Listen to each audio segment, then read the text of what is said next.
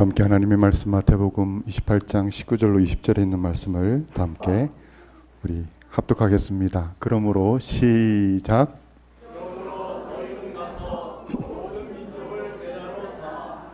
아버지와 아들과 성령의 이름으로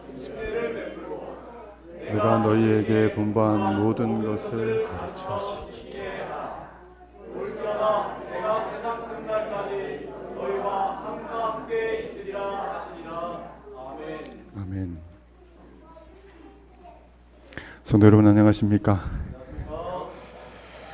우리 하늘 아버지 집에 오신 여러분들을 진심으로 환영합니다. 오늘 말씀 가운데 역사하시는 하나님의 은혜가 함께 하시기를 간절히 소망합니다. 여러분, 오늘은 제가 말씀을 증거하지 않고 선교 간증을 좀 하려고 합니다. 여러분 괜찮을까요? 안 된다고 하셔도 할 수 없습니다. 준비한 게 이거밖에 없기 때문에 함께 간증을 좀 하려고 합니다. 이 시간 제가 간증을 하는 것이 사실 저한테는 많이 여러 가지로 부담이 됩니다. 그러나 제가 간증을 하는 이유는 딱 한 가지인데, 그것은 영혼을 향한 하나님의 열정이 어떤 것인지를 함께 나누고자 합니다. 그리고 우리가 선교할 때에, 전도할 때에 어떤 마음가짐으로 해야 할지를 한번 생각해 보는 그런 시간이 되었으면 좋겠다는 마음으로 이 시간 간증을 함께 나누어 보려고 합니다. 여러분 혹시 PMM 운동이라고 들어보셨습니까? PMM 운동은 영어로 하면, 번역을 하면 개척 선교사 운동입니다. 쉽게 말하면 목회자를 현지에 보내서 현지인들을 전도함으로 말미암아서 현지의 교회를 개척하는 운동이 바로 PMM 운동이라고 할 수 있습니다. 제가 부름을 받은 것은 2005년도였는데요. 제가 부름을 받은 나라가 어디인가 하면 가깝고도 먼 나라인 일본입니다.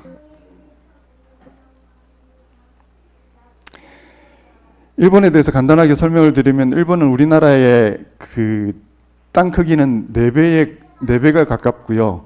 인구는 1억 2천만 명입니다. 우리나라보다 2배가 더 많습니다. 대단히 큰 나라임에도 불구하고 기독교 인구는 얼마인가 하면 1%도 되지 않습니다. 그만큼 기독교의 불모지라고 할 수 있는 곳이 바로 일본입니다. 여러분 잘 아시는 대로 순복음교회의 우리 목사님이었던 조영기 목사님은 그런 말을 합니다. 일본은 선교사의 무덤이라고 말합니다. 그만큼 선교가 어려운 곳이 일본입니다.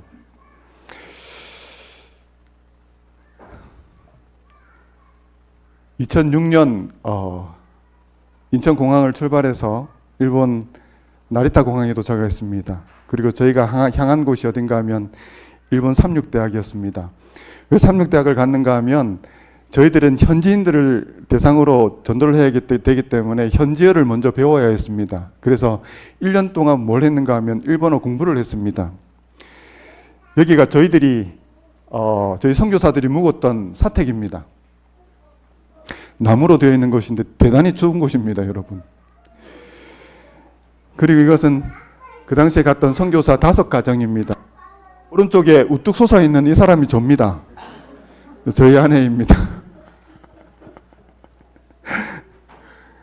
그리고 이것은 공부하는 모습입니다. 그때 선교사들이 공부를 정말 열심히 했던 기억이 납니다. 왜냐하면 1년 후에 일본인들을 대상으로 설교를 해야 했기 때문에 그게 얼마나 저희들이 마음속에 부담이었는지 모릅니다. 그래서 저도 정말로 공부를 열심히 했던 기억이 납니다. 제가 생각해 보면 고등학교 때 이렇게 공부를 열심히 했으면 제가 서울대를 가지 않았을까 라고 하는 후회가 될 만큼 공부를 했던 기억이 납니다.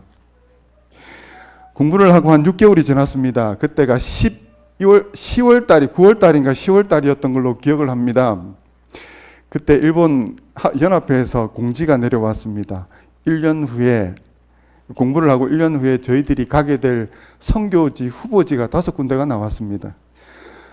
첫 번째가 어딘가 하면, 여러분 제일 위에 있는 홋카이도의 쿠시로라고 하는 곳이 첫 번째였고요. 두 번째는 도쿄 옆에 군마라고 하는 곳이 있었고요. 세 번째는 그 오사카 옆에 있는 비와코라고 하는 곳이 있었고, 네 번째는 큐슈 지방 제일 밑에 있는, 여러분 보이시는 대로 이 큐슈 지방의 오이타라고 하는 곳이 네 번째로 나왔습니다.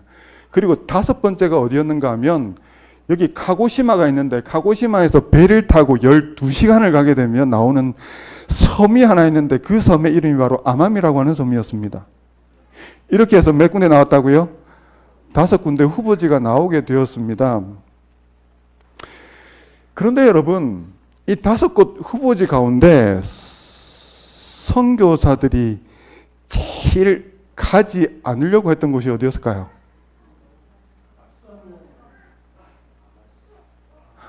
아마시요? 아마시는 그 식물 이름 아닙니까, 그거? 아마시가 아니라 아마미. 따라하시기 바랍니다. 아마미. 제일 여러분, 선교사들이 안 가려고 했던 곳이 어디였을까요? 인지상정입니까? 여러분들 그러실 것 같아요? 예. 선교사들이 다 어디를 안 가려고 했는가 하면 배를 타고 12시간을 가야 하는 섬이었습니다. 그 아마미는 아무도 가려고 하지 않았습니다. 선교사들 가운데 어떤 사람은요, 자기가 가고 싶은 선교지를 공공연하게 얘기하고 다니는 선교사도 있었고, 서로가 어디를 안 가려고, 아마미는 안 가려고 눈치를 서로 보고 있었다, 그 말입니다. 아무도 이곳에 가려고 하지 않았습니다. 여러분, 저는 어땠을까요?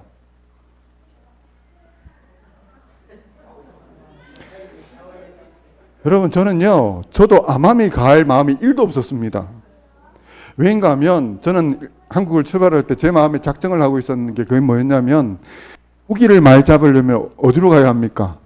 고기가 많은 곳으로 가야 합니다. 그래서 저는 대도시로 가려고 마음에 작정을 하고 갔습니다.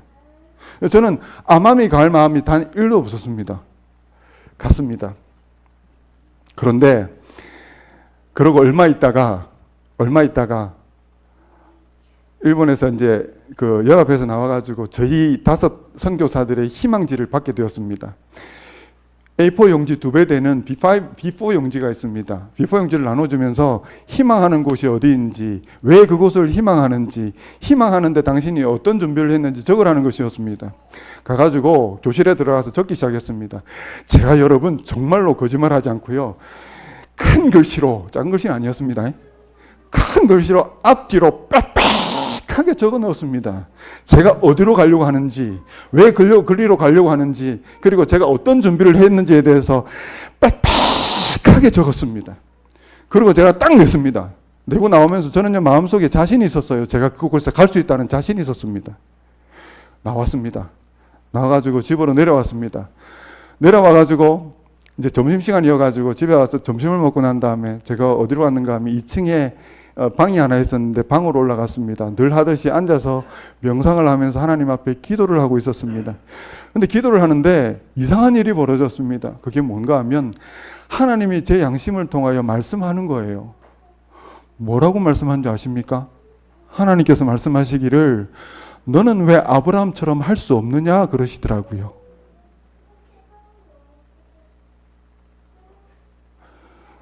여러분, 이 이야기는 무엇을 배경으로 하는지 아시죠? 창세기 13장에 보면 아브라함과 롯이 하란에서 출발했을 때에 그들이 가나안에 도착했습니다. 그런데 그들의 목자들이 뭐 했습니까? 양들 때문에 싸우게 되었습니다. 싸울 때 아브라함이 그 모습을 보고 우리는 이제 더 이상 함께 할 수 없겠다는 생각을 하고 롯을 데리고 가서 보여주면서 뭐라 그랬습니까? 네가 우하면 내가 좌하고 네가 좌하면 내가 우하리라. 그 말씀을 하셨잖아요. 근데 하나님이 그 말씀을 배경으로 저에게 말씀하시는 거 아니겠습니까? 근데 하나님이 저에게 말씀하시면서 뭐라고 했다고요? 너는 왜 아브라함처럼 할 수 없느냐라고 말씀하시더라고요.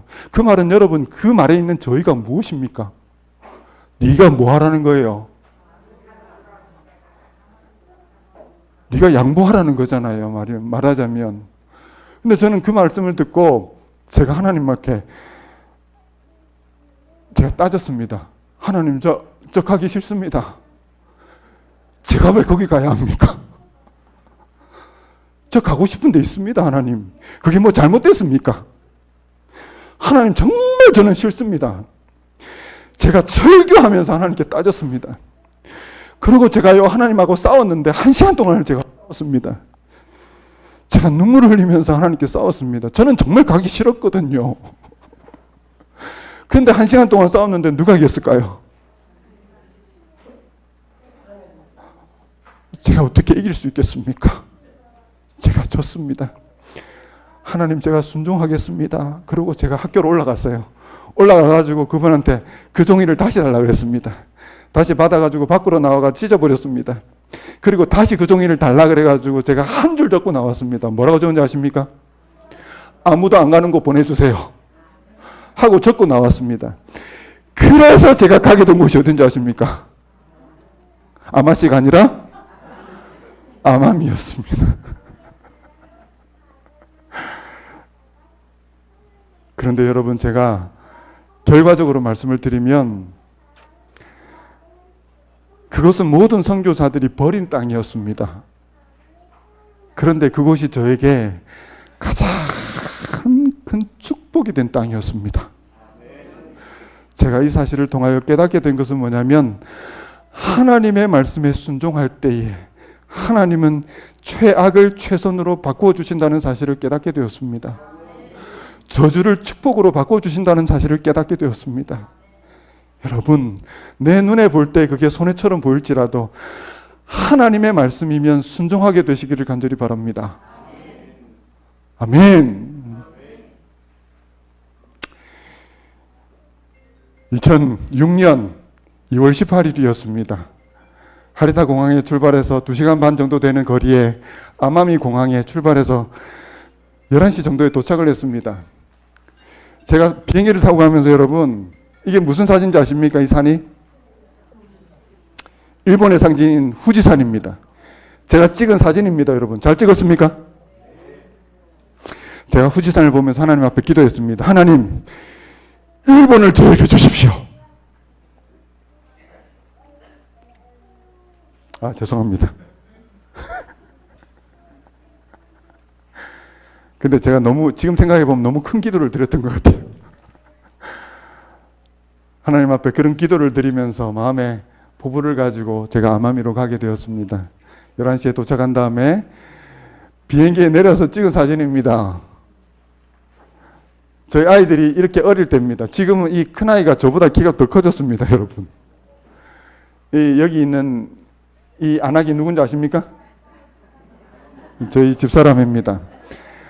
새벽같이 나오느라고 이게 얼굴을 꾸미지를 못해서 부시시 좀 합니다. 저희 집 사람이 항상 이 사진 보면 사진 좀 버리라고 저한테 요구를 합니다. 근데 제가 이 사진을 버릴 수가 없습니다. 왜냐하면 저에게는 역사적인 사진이거든요. 이때 내렸을 때의 그때 제 심정을 제가 지금도 잊을 수가 없습니다. 아무도 아는 사람도 없고 물썰고 낯설고 아무도 의지할 사람 하나 없는 선교지에 내렸을 때의 처음 그때입니다. 누구밖에 의지할 분이 없어요? 우리 하나님밖에 의지할 분이 없는 그곳입니다. 그때 내렸을 때에 그 벅찬 가슴을 제가 잊을 수가 없습니다. 저희가 섬기게 될 교회가 어딘가 하면 아마미라고 하는 섬에 나제라고 하는 시가 있습니다. 그 시에 있는 조그마한 예배소가 있는데 몇 명이 모였는가 하면 평균 7, 8명이 모이는 조그만 예배소입니다. 낮에 교회입니다. 예배소입니다. 거기 있는 우리 교인들의 모습입니다. 여러분 보이십니까? 뒤에 있는 이분이 목사님이세요. 2달에 한 번씩 오셨던 목사님입니다. 제가 이 교회를 섬기게 되었습니다. 제가 이 교회에 처음 부임했을 때 했던 일이 첫 번째 일이 뭐였는가 하면 전도지를 돌리는 일이었습니다. 집사람하고 나가서 교회 앞에 전도지를 돌렸습니다. 한 2시간 동안 돌리고 집으로 돌아왔습니다. 저녁이 되었는데 여기 보이시는 이 집사님이 저에게 전화를 했습니다. 후미오상이라고 하는 분이세요. 전화를 목사님 그래요. 왜요? 그랬더니 목사님 오늘 전도지 돌리셨어요? 그래요. 네, 돌렸습니다. 그랬더니 제가 그분이 이런 말씀 하실 줄 알았어요. 목사님 2분만 돌리게 해서 죄송해요. 앞으로 저희들 함께 돌릴게요. 라는 말이 나올 줄 알았습니다. 그런데 이분이 뭐라고 하는지 아십니까? 목사님, 한국에서는 전도지 돌리면 한국 사람 좋아할지 몰라도 일본 사람들 다 싫어합니다. 그러니까 돌리지 마세요 그러더라고요. 여러분, 선교사가 나와가 전도지 돌리는데 전도지 돌리지 말라고 하더라고요. 제가요, 여러분, 얼마나 충격을 받았는지 모릅니다. 전도지를 돌리지 말라고 하는, 여러분, 교회 가서 제가 할 수 있는 일이 뭘까 고민을 했습니다. 아무것도 없었습니다. 제가 할 수 있는 일은 기도밖에 없었습니다. 제가 하나님 앞에 기도를 했습니다. 기도하는 가운데 무슨 일이 있었는가 하면 오키나와에 저보다 한 기 앞에 있는 선교사님이 계셨는데 저를 초청하셨습니다. 그 교회 갔습니다. 문을 열고 들어갔는데 벽에 플랜카드가 하나 크게 붙어 있었습니다. 그 플랜카드에 뭐라고 적혀 있었는가 하면 생교와 칸도데 아루라고 붙어 있었습니다. 일본어입니다, 여러분. 번역을 하면 무슨 뜻인가 하면 선교는 감동이다라고 하는 의미였습니다. 선교는 뭐라고 여러분? 감동이다. 근데 제가 그 글귀를 보는 순간 제 가슴이 뜨거워졌습니다. 이 말은 하나님이 저에게 하시는 말씀이라는 생각이 들었습니다. 그래, 선교는 뭐다? 여러분 따라하시기 바랍니다. 선교는 감동이다. 선교라고 하는 것은 뭘 전하는 거예요? 하나님의 감동을 전하는 것이다. 제가 이 말씀을 저희 선교의 모토로 삼게 되었습니다. 그래서 선교는 감동이다. 감동을 전하기 위해서 내가 해야 될 게 무엇인가 고민을 하기 시작했습니다. 고민을 하다가 첫 번째 한 일이 뭐였는가 하면 한국 음식을 나누는 일이었습니다. 집사람한테 가가지고 뭐 해라? 음식 좀 만들어라 그랬습니다. 여러분 우리 집사람 아시죠? 제가 고백 하나 하겠습니다. 사람은 가진 은사가 다 다릅니다. 그죠? 어떤 사람은 음식 만드는 거 좋아하는 사람이 있는가 하면 어떤 사람은 피아노 치는 거, 플룻 불고 음악 하는 거 좋아하는 사람이 있는가 하면 어떤 사람은 말하기를 좋아하는 사람이 있는가 하면 어떤 사람은 가르치기 좋아하는 분이 있습니다. 가진 은사가 다 다르다 그 말입니다. 여러분 그렇죠? 근데 우리 집사람은요, 여기 있는 저희 아내는 플룻 불고 피아노 치라 그러면 밥도 안 먹고 하루 종일 할 수 있는 사람입니다. 근데 뭐는 싫어하는 사람인가 하면 음식 만드는 걸 진짜 싫어하는 사람입니다. 싫어하기도 하지만 못합니다, 여러분.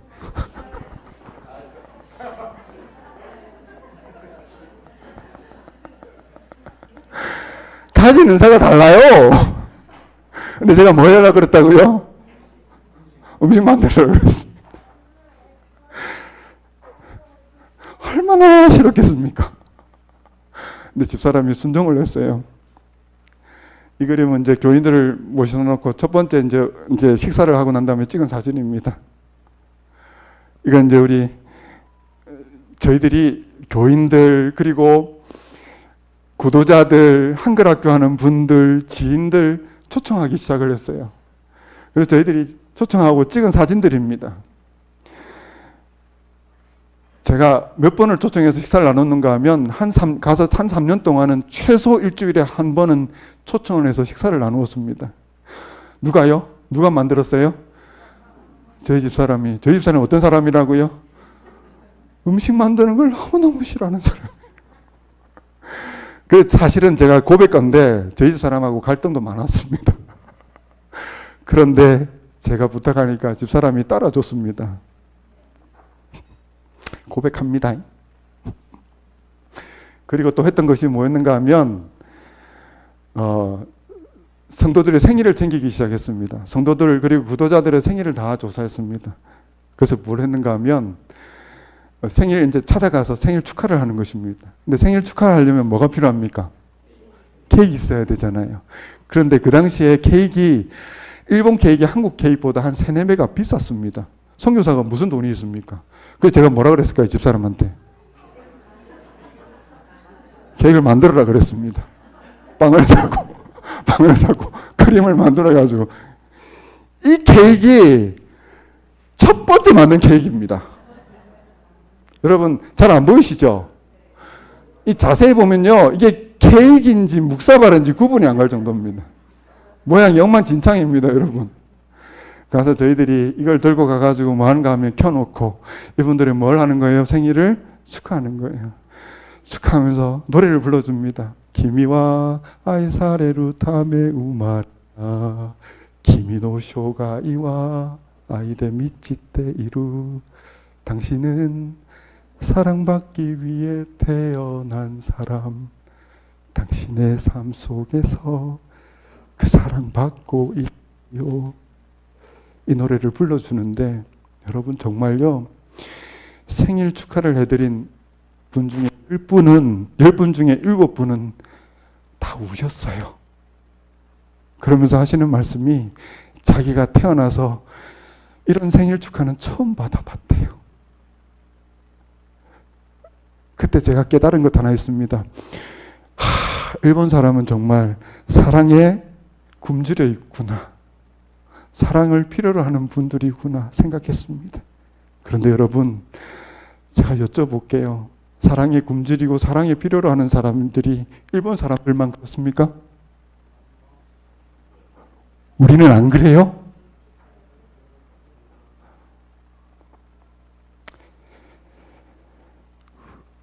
우리도요, 사랑에 굶주리고 사랑을 필요로 하는 사람들입니다. 아멘. 이 사실을 꼭 우리 기억하십시다. 여러분, 케이크 같습니까? 만들다 보니까 케이크 같아졌습니다. 그리고 저희들이 또 감동을 전달하기 위해서 또 했던 것이 무엇이었는가 하면 그 당시에 한류 바람이 불어서 사람들이 한국에 대한 관심이 많았습니다. 그래서 뭘 했는가 하면 한글 학교를 했습니다. 지역신문에 광고를 했습니다. 한글 학교 이 신청자를 받았습니다. 몇 명이 신청을 했는가 하면 70여 명이 신청을 했습니다. 그래서 4반으로 나누었습니다. 집사람이 2반, 제가 2반을 맡아서 한글 학교를 하게 되었습니다. 집사람이 지금 한글 학교를 지금 하고 있는 모습입니다. 학생들을 가르치고 있는 모습입니다. 그리고 이 장면은 한글 학교 교실만 하지 않았어요. 그 사람들을 대상으로 뭘 했는가 하면 한국 음식을 나누었습니다. 떡볶이를 만들어가지고 지금 함께 나누면서 함께 교제를 하고 있는 모습인 것입니다.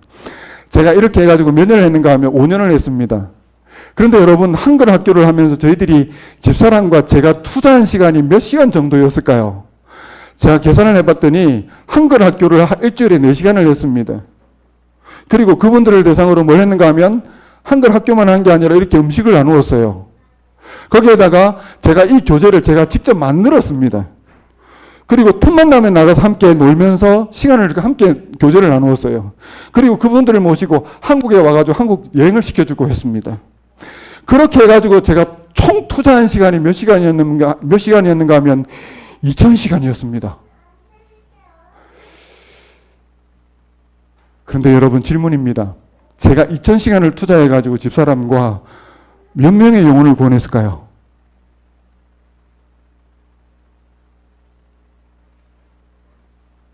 몇 명이었을까요? 30명요? 200명요? 70명. 저를 너무 과대평가를 하십니다. 5명. 감사합니다, 집사님. 딱 1명입니다. 전직 간호사인 50대 강무라상이라는 분, 이 한 명 침례받았습니다. 2000시간 투자해서 1명 구원했다 그러니까 어떤 분은 제가 어느 자리에서 이 말을 했더니 어떤 분이 그 말을 듣고 하는 말이 뭐냐면, 참 목사님 수지 안 맞는 장사 하셨습니다 그러더라고요. 여러분, 여쭤봅니다. 2000시간 투자해서 1명 구원했다 그러면 수지 맞아요 안 맞아요? 예? 장로님 수지 맞습니까? 진짜입니까? 아멘. 여러분, 저는 그 말을 듣고 저한테 질문을 했습니다. 만약에 그 시간으로 돌아간다면 이 한 영을 구원하기 위하여 다시 2000시간을 투자하라면 하겠는가? 라고 저에게 묻는다면 저는 단 1초도 주저함 없이 대답할 겁니다. 그렇습니다. 왜 그렇습니까? 여러분, 왜 그래요? 한 영혼의 가치가 뭐보다 귀하기 때문에, 천하보다 귀하기 때문에. 여러분 2000시간이 대수입니까? 안 그렇습니까? 여러분, 우리가 기억해야 합니다. 한 영혼의 가치를 잃어버리면 교회의 존재 의미가 없다는 사실을 기억해야 합니다. 한 영혼의 가치를 소중히 여기지 않으면 이 교회는 이 세상에 존재할 이유가 없다는 사실을 기억하게 되시기를 간절히 바랍니다. 한 영혼을 소중하게 여겨야 합니다. 한 영혼의 가치를 천하보다 귀하게 여겨야 합니다. 여러분, 우리 그 교회가 삼육봉화교회가 되기를 주님의 이름으로 축복합니다. 아멘. 그리고 저희들이 했던 것이 뭐냐면 김치가 인기가 많아가지고 김치 교실을 했습니다. 또 지역신문에 광고를 했습니다. 신청자 받았습니다. 몇 명이 신청을 했는가 하면 120명이 신청을 했습니다.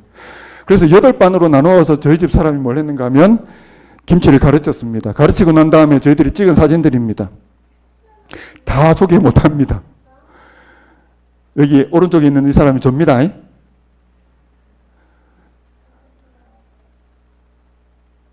이 사진은 집사람이 지금 뭐하고 있는 장면입니까? 사람들 모아놓고 김치를 가르치고 있는 장면입니다. 강사를 했어요, 집사람이. 그리고 여러분, 재미난 사실이 하나 있습니다. 그게 뭐냐면 저희 집사람은 한국에서 김치를 만들어 본 적이 한 번도 없었습니다.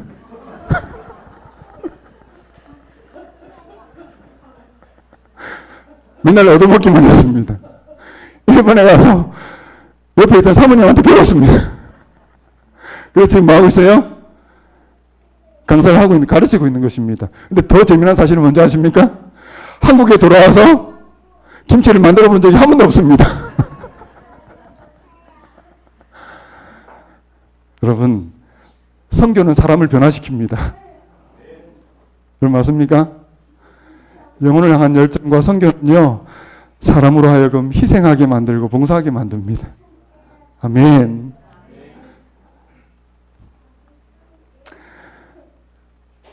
이 사진은 이게 되게 유명했어요. 그래서 그 지역 신문사에서 나와가지고 뭐 했는가 하면 찍어가지고 신문에 나온 사진입니다. 신문에 나온 걸 제가 캡처해 온 것입니다. 여기 있는 이 사람이 접니다. 예. 여러분, 제가요, 한국에서는 무명입니다. 저를 아는 사람 없지만, 제가 암암리에서 되게 유명했습니다. 신문에도 몇 번 나오고요, 라디오에도 나오고요. 저 꽤 유명했습니다, 제가.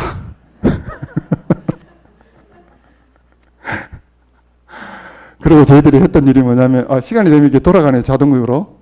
저희들이 했던 것이 뭐냐면, 새해가 되면 한복을 곱게 차려입고 새해 인사를 다녔습니다. 구도자들, 교인들 다 찾아다니면서 3일 동안을 인사를 합니다. 가가지고 뭐 해요? 큰절을 합니다.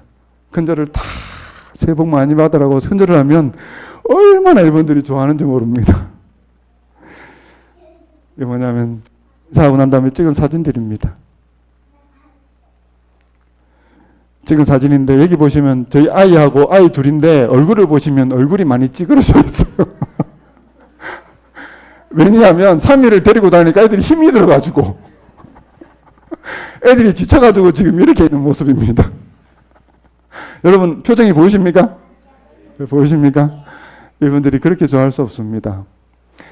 이렇게 저희들이 뭘 전달하기 위하여 하나님의 감동을 전달하기 위하여 저희들이 할 수 있는 일을 찾아서 했습니다.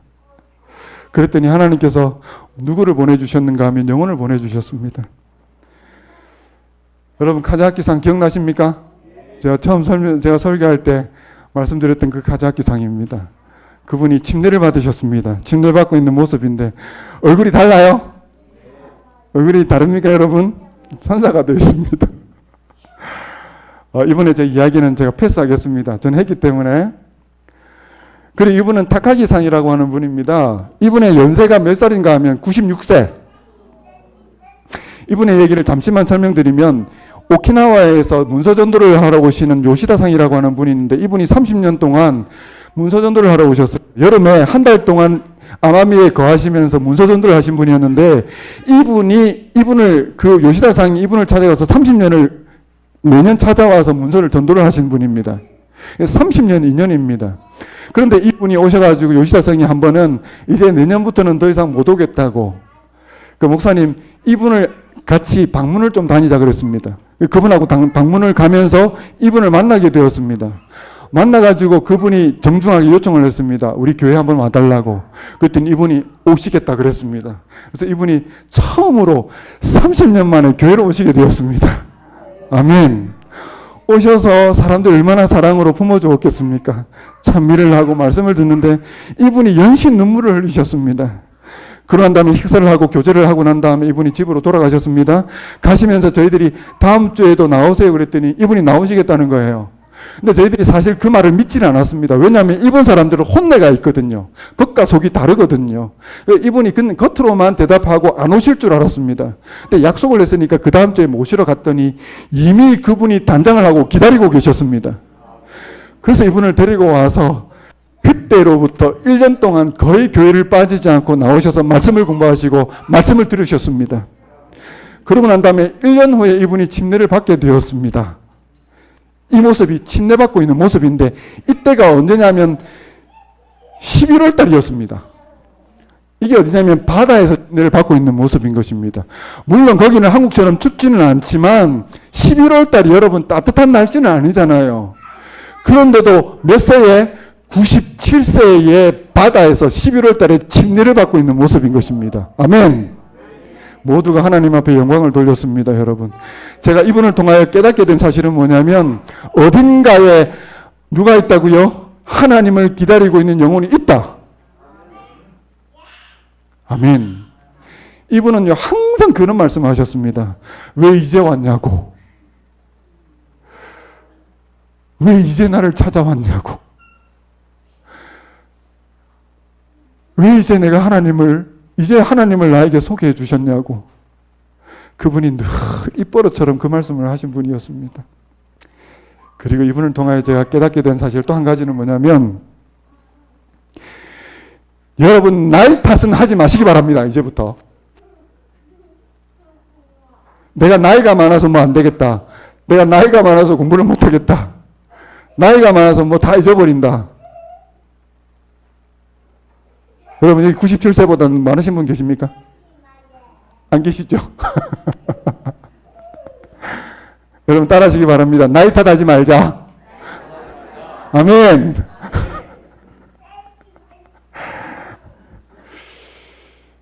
시간이 없기 때문에 이분은 사토미상이라고 하는 분인데 이분이요 그 우울증이 심하셨어요. 근데 여러분 이분이 우울증이 다 나았습니다. 이 얼굴이 지금 우울증 걸린 얼굴입니까? 오히려 제가 우울증 걸린 것 같지 않습니까?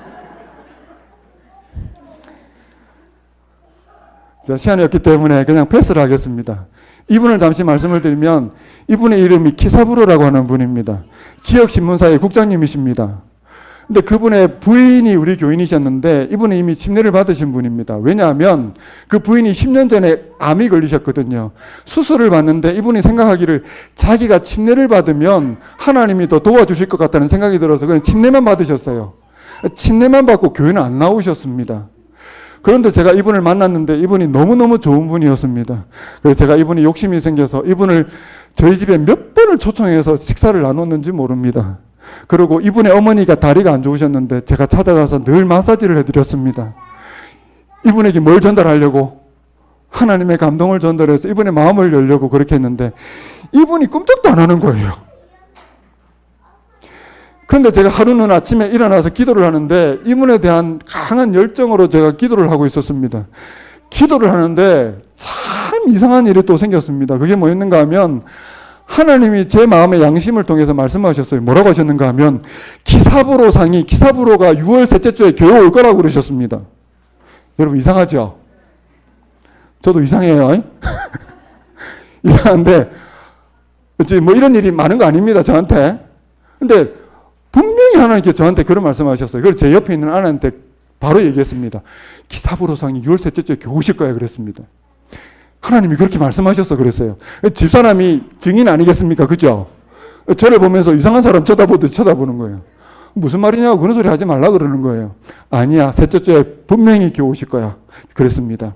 그때가 5월 중순경이었습니다. 시간이 지나서 6월 셋째 주가 되었습니다. 아침에 나가면서 또 집사람한테 그랬어요.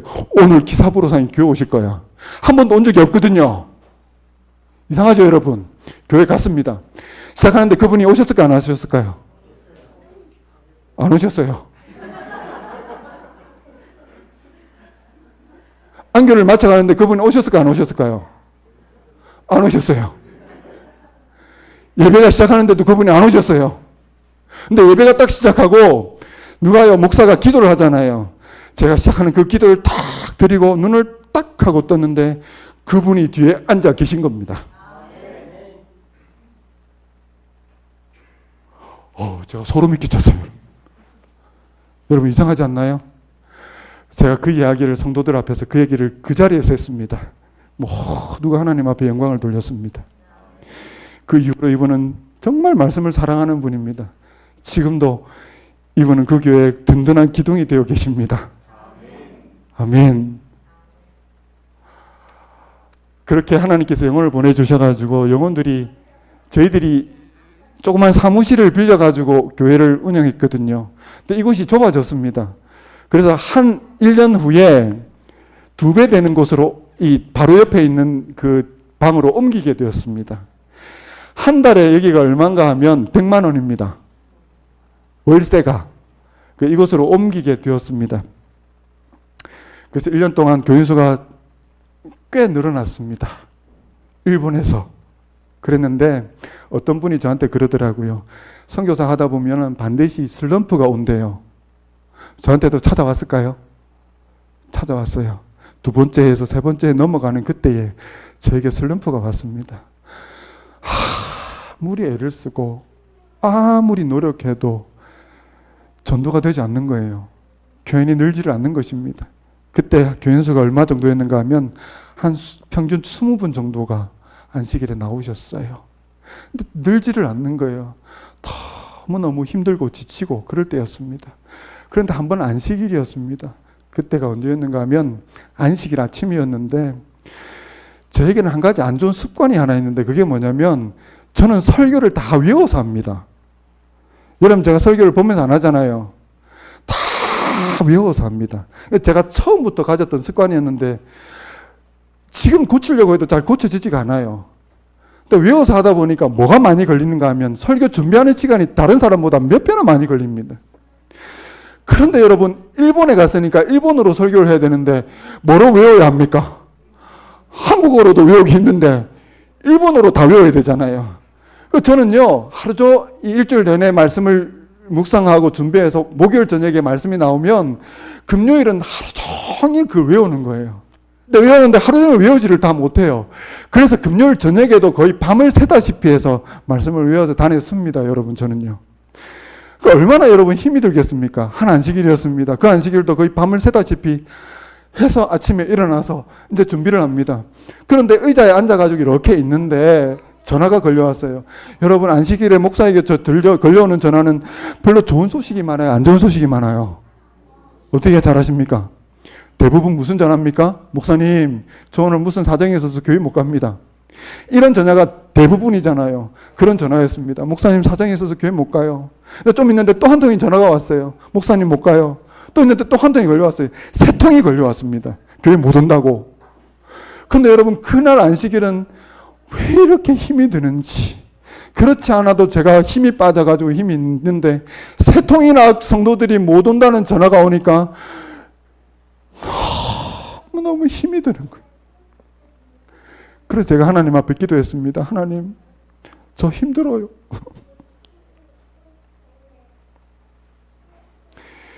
힘들어 죽겠습니다. 하나님, 저를 이렇게 쓰시려고 저를 이곳으로 보내셨습니까? 하나님 앞에 원망을 했습니다.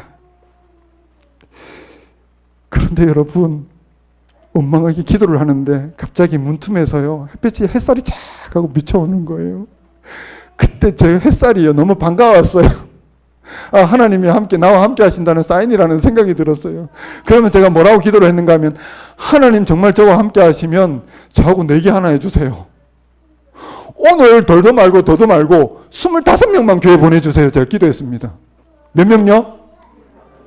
25명만 저 교회 보내주시면 하나님이 저와 함께 하신다는 거 제가 믿을게요. 그랬습니다. 왜 25명이었는지 저는 아직 모르겠어요. 근데 한 번도 25명이 온 적이 없거든요. 전도회를 빼고는. 제가 그렇게 하나님 앞에 내기를 걸었습니다. 그 교회에 갔습니다. 하나님이 그 기도를 들어주셨을까 안 들어주셨을까요? 교회 갔는데 이상한 일이 벌어졌습니다. 교회를 딱 들어갔더니 한 번도 본 적이 없는 40대 남성이 앉아있는 거예요. 그래서 제가 왜 왔냐고 물어봤더니 우리 교인은 아는데 교회 간판이 있어서 교회에 들어가고 싶어서 들어왔다는 거예요. 그리고 얼마 있다가 안실학교 시작하기 전에 한글학교 하는 분이 두 분이 들어오셨는데 이분은 한 번도 교회 온 적이 없었거든요. 근데 두 분이 교회로 온 겁니다. 그래서 제가 물었습니다. 왜 왔냐, 어떻게 왔냐 그랬더니 그분이 하시는 말씀이 이상하게 오늘 교회가 오고 싶어서 왔다는 거예요. 두 분이 밑에 와가지고 만나가지고 올라왔다는 것입니다. 아멘 아니세요 여러분? 그리고 조금 있으니까 한 분의 남성이 왔는데 이분이 누구냐면 집사님의 아들인데 이분은 고등학교를 졸업하고 교회를 졸업한 분입니다. 근데 이분이 처음으로 교회를 오신 거예요. 아멘 아니세요? 예배가 시작하는데 한 가족이 들어왔어요. 어떻게 왔냐고 물었더니 그 아마미의 어머니가 사신대요. 어머니 보러 왔다가 안식일이 돼가지고 걔 왔다는 것입니다. 그래가지고 예배를 시작하는데 예배 시작하기 전에 제가 앉아있는데 세어봤더니 몇 명이었을까요?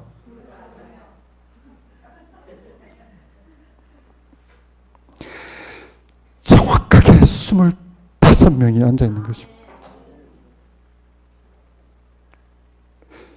예배를 마치고 식사를 나누고 교제를 다 마치고 차를 가지러 제가 200m 떨어진 곳에 주차장이 있었거든요. 차를 가지러 갔습니다. 다 거기를 가면 온몸에 진이 다 빠진 상태로 갑니다. 그날도 가가지고 문을 열고 들어갔습니다. 자리에 앉았는데 자리에 앉았을 때 제 눈에서 눈물이 떨어졌습니다.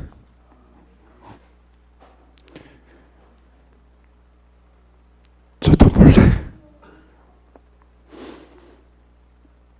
눈물이 떨어졌습니다. 그리고 운전대를 붙들고 울었습니다. 몇 명이 왔다고요? 하나님이 제 기도에 응답하셨습니까? 하나님이 제 기도에 응답하셨습니다. 선교사가 하나님이 늘 나와 함께 하심에도 불구하고 선교사가 그것도 믿지 않고 하나님 앞에 하나님 함께 해달라고 뭐하는? 엄살 부리는 그 선교사의 기도를 우리 하나님께서 뭐 해주셨습니까? 들어주셨어요. 하나님께 울었던 그런 기억이 납니다. 여러분 여쭤볼게요. 우리 하나님 함께 하십니까? 우리와? 어떤 분은 이게 우연이라고 말하실 분이 계십니다. 저는 우연 아니라고 생각합니다. 기도한 사람은 알아요. 그게 우연이 아니라는 사람이 아는 것입니다. 여러분 기억하시기 바랍니다. 우리 하나님은 우리와 뭐 하셔요 여러분? 함께 하신다는 사실을 여러분 기억할 수 있게 되기를 간절히 바랍니다. 이 그림은 교회의 첫 번째 장로가 탄생하는 사진입니다. 보이십니까? 이분이 첫 번째 장로입니다. 그리고 이 사진은 세 번째 해에 세 분의 영혼이 거듭났습니다. 아멘. 그때 제가 5년 동안 있으면서 몇 명이 거듭났는가 하면 13분이 거듭났습니다. 근데 한 분 한 분이 다 기적 같은 이야기였습니다. 그때 함께 사진을 찍는 그런 모습입니다. 여러분 행복해 보입니까? 너무너무 행복한 시간인데 이때도 사실은 기적이 일어났는데 시간이 없기 때문에 패스하겠습니다. 그렇게 교인 수가 점점 늘어나게 되었습니다. 하나님이 복을 주셔서 영혼을 보내주셨습니다. 그랬는데 제가 4년째가 될 때에 4년이 이제 맞춰갈 즈음에 저에게 한 가지 걱정이 생겼습니다. 그게 뭐냐면 선교사 임기가 몇 년인가 하면 5년이거든요. 5년을 마치고 가면 이때 교회에 주어졌던 그런 혜택들, 선교사가 하는 혜택들이 다 사라지게 되고 또 목사가 사라지게 되면 어떤 일이 벌어집니까? 양들이 흩어지는 일들이 벌어지지 않겠습니까? 제 마음속에 너무 걱정이 되었습니다. 그래서 집사람과 뭐 했는가 하면 여보 우리 기도하자. 그래서 함께 특별 기도회를 했습니다. 새벽 4시에 일어나가지고 교회 가서 2시간 동안 저희가 함께 하나님 앞에 기도를 했습니다. 한 달 동안. 기도를 하는데 하나님께서 기도의 영을 그때 부어주셨어요. 하나님께서 그 기도에 응답하셨을까요? 아멘. 하나님께서 어떻게 응답하셨는지 제가 좀 말씀드릴게요. 이분이 누군가 하면 야마지라고 하는 목사님입니다. 일본 사람처럼 생겼죠? 딱 일본 사람입니다. 이 사람은. 이분은 한국연합회 총무부장이었습니다. 일본연합회 총무부장이었습니다. 하면서 PMM 코디네이터라 그래가지고 PMM 선교사들을 돌보는 분이었어요.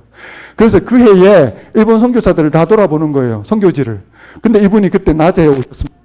오셨는데 이분은 어떤 분인가 하면 낮에와 인연이 있는 분이었습니다. 이분의 아버지가 오키나와 합회장이었어요. 이분이 어렸을 때에. 그래서 그 교회를, 낮의 교회를 이분이 늘 찾아오시면서 이분도 같이 오지 않았겠습니까? 그래서 이분은 어렸을 때 낮의 교회 모습을 알아요. 옛날의 그 모습을. 그런데 그 모습과 지금의 모습을 비교해 보니까 너무나 성도들이 열심인 거예요, 교회가. 너무나 달라져 있는 것입니다. 그래서 이분이 뭐냐면 감동을 받았습니다. 감동을 받아서 이분이 어떤 일을 하셨는가 하면, 여러분, 우리가 매기 마지막 안식일에 뭘 냅니까?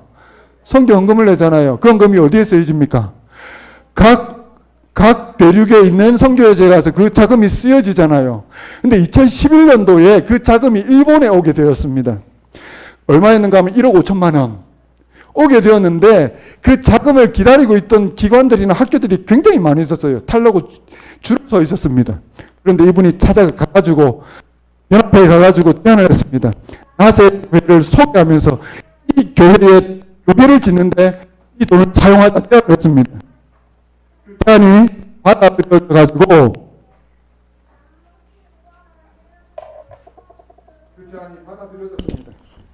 그 제안이 받아들여져서 모든 후보지를 물리치고 그 돈이 우리 교회에 오게 되었습니다. 얼마요? 1억 5천만 원. 그게 종잣돈이 되었습니다. 그리고 교회에 1억 정도가 모여 있었거든요. 건축헌금으로. 그리고 한 집사님이 감동을 받아서 1억 5천을 약속하셨습니다. 그걸 계기로 건물사를 타게 되었습니다. 교회를 짓자! 아멘! 그러고 난 다음에 또 한 가지 저한테는 걱정거리가 있었습니다. 그게 뭐냐면 제가 떠나가고 나면 그 일을 할 목사가 필요하잖아요. 근데 목사가 없으면 그 일이 추진이 안 되는 것입니다. 하나님 앞에 기도했습니다. 일할 사람을 보내달라고. 하나님께서 들어주셨을까요? 일본 연합회에 재무부장님이 오셨습니다. 오셔가지고 제가 그분한테 이 문제점을 말씀을 드렸어요. 요구를 말씀을 드렸더니 그분이 저한테 무슨 제안을 하셨는가 하면, 이게 뭐냐면 그때 대청에서 왔을 때 이 비디오를 찍은 모습입니다. 교인이 많이 늘어났습니까? 그때 찍은 모습입니다. 2011년도 여러분 일기 그 비디오를 보시면 이 교회가 나와 있습니다. 저도 나옵니다. 하나님께서 기도를 들어주셔가지고 그 재무부장님이 모리타라고 하는 이 목사님을 소개해 주셨습니다. 이분은 그때 치바 교회에 담임하고 있는 목사님이셨는데 은퇴를 1년 앞두고 있었습니다. 그래서 이분께 부탁을 해보라고 제가 얼른 전화를 했습니다. 초청을 해서 주말 부흥회를 열었습니다. 그리고 이분을 극진하게 대접을 했습니다. 그리고 이분한테 정식으로 제가 요청을 했습니다. 와서 헌신을 해달라고. 이분이 시간을 좀 달라고 하셨습니다. 돌아간 다음에 2주 있다가 전화가 왔습니다. 내가 그 교회에 가겠습니다. 아멘. 그래서 목사님을 받게 되었습니다. 아멘. 이 일이 여러분 불과 6개월 만에 다 일어난 일입니다. 아멘 아닙니까? 그리고 여러분 그분이 교인들과 함께 모자란 돈 한 1억 5천만 원을 위하여 오셔가지고 저는 한국으로 돌아오고 그분이 오셔가지고 모자란 돈 1억 5천만 원을 모금을 냈습니다. 모금을 해가지고 땅을 사고 교회를 지었습니다. 그 교회가 바로 이 교회입니다. 작아 보이죠? 그런데 안에 내부는 여러분 굉장히 좋습니다. 아멘 아닙니까 여러분? 꿈에 그리던 교회를 갖게 되었습니다. 아멘. 2013년도에 초청을 받고 저희 온 가족이 거기에 가게 되었습니다. 모여서 헌당 예배를 하게 되었습니다. 저희들이 초청을 받고 가서 축사를 하고 그리고 가족 특창을 부탁을 받아서 함께 특창하는 모습입니다. 그런데 특창을 하는데 여러분 입을 보시면 입이 안 벌어져 있어요. 특창을 하는데 노래를 부르는데 제 눈으로 5년의 그 시간들이 주마등처럼 흘러갔습니다. 그리고 하나님의 은혜가 너무 컸습니다. 노래를 부르는데 도저히 노래를 못 불러요. 울음이 나와가지고 집사람하고 저하고 우는 모습입니다. 둘이서 노래도 못 부르고 둘이서 함께 울었습니다. 여러분, 울음에는 전염성이 있습니다.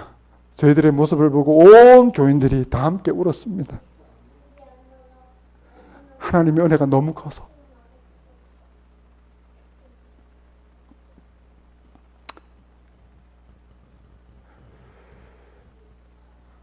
예배를 드리고 난 다음에 찍은 우리 교인의 모습들입니다. 저는 이제 말씀을 간증을 마치려고 합니다. 제 가족입니다. 저는 6년의 선교사 생활을 통하여 깨달은 것이 있습니다. 그 뭐냐면 세상에 가족만큼 소중한 건 없다. 가족이 없었으면 저는 아마 그 선교사 생활을 할 수 없을 거라고 생각합니다. 제 인생의 가장 소중한 경험입니다. 그리고 또 한 가지는 우리 하나님은 우리와 뭐 하신다? 함께 하신다. 제 말씀을 마치겠습니다. 여러분, 제가 오늘 지금 말씀드렸던 거 다 잊어버려도 좋습니다. 딱 한 가지만 기억합시다. 선교는 뭐다? 감동이다. 여러분, 하나님의 말씀이 들어가기 전에 하나님의 감동이 전달되어야 합니다. 그 감동을 통하여 사람들의 마음이 열릴 때 비로소 여러분, 그 사람들은 하나님을 바라보게 된다는 사실을 기억해야 합니다. 우리 삼육봉화교회가 여러분 하나님의 감동을 전달하는 교회가 되었으면 좋겠습니다. 이 교회에 하나님의 감동이 임하는 교회가 되었으면 좋겠습니다. 이 교회에 하나님의 사랑이 임하는 교회가 되었으면 좋겠습니다. 그래서 이 교회의 영혼들이 찾아와서 하나님의 감동과 사랑을 통하여 안식을 얻고 이 교회에서 하나님의 구원을 발견하는 교회가 되었으면 좋겠습니다. 저는 이 교회에 오면서 작정한 것 하나 있습니다. 기도하면서 결심한 거 있습니다. 저는 이 교회에 오면서 선교지에 온다는 감정으로 왔습니다. 각오로 왔습니다. 여러분 함께 하나님의 감동과 사랑을 전하는 우리 삼육봉화교회가 되기를 간절히 바라면서 말씀을 마치겠습니다.